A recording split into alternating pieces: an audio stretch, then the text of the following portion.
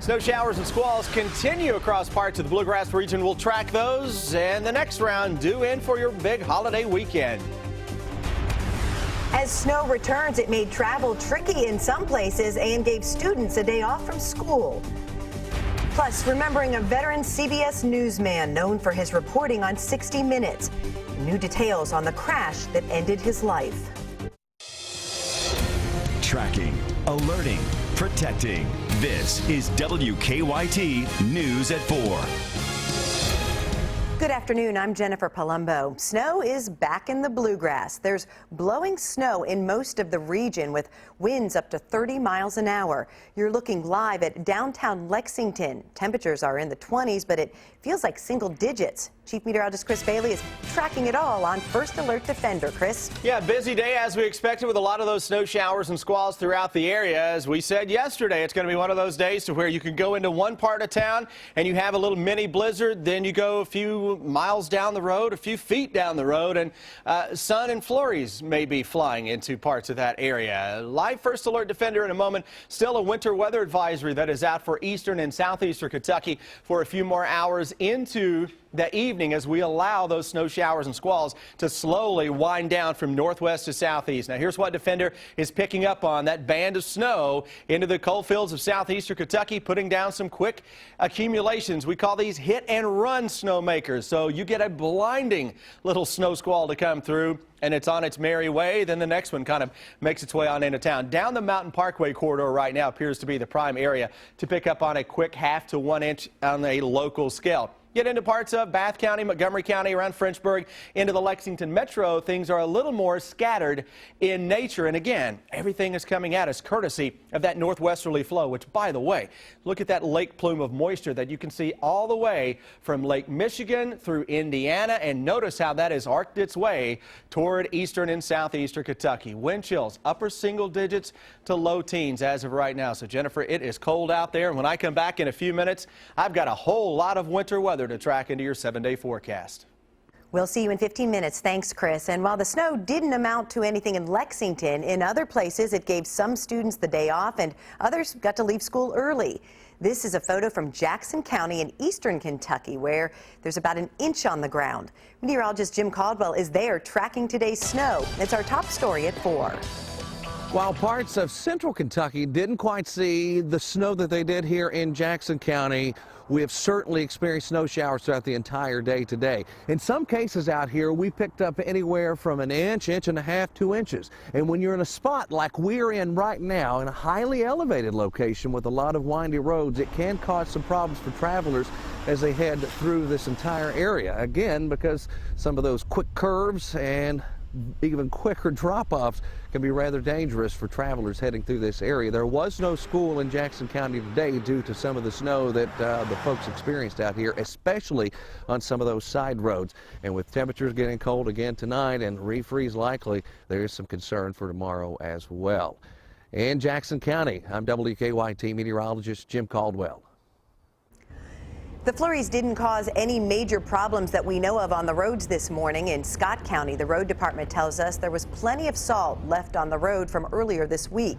For now, road crews are shifting their focus to the chance for snow and bitterly cold temperatures that Chris talked about coming up this weekend. Remember, you can help us track the snow from your own backyard. Send us your eyewitness photos using the hashtag WKYTRulesWinter. And you can stay up to date by viewing all of our latest forecasts and closings at WKYT.com. Our reporters are working on a number of other stories for WKYT starting at 4:30. Sam Dick joins us from the newsroom with a look at some of the news in progress. Good afternoon, Sam.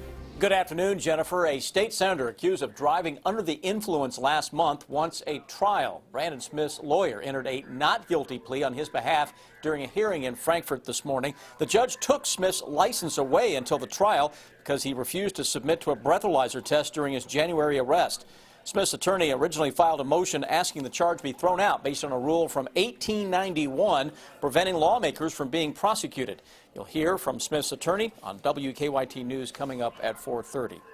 Man is in jail this afternoon accused of abusing children with a cattle prod. Silas Powell is in the Madison County Detention Center. Richmond police say he used an electric cattle prod to punish a 7-year-old girl and a 12-year-old boy.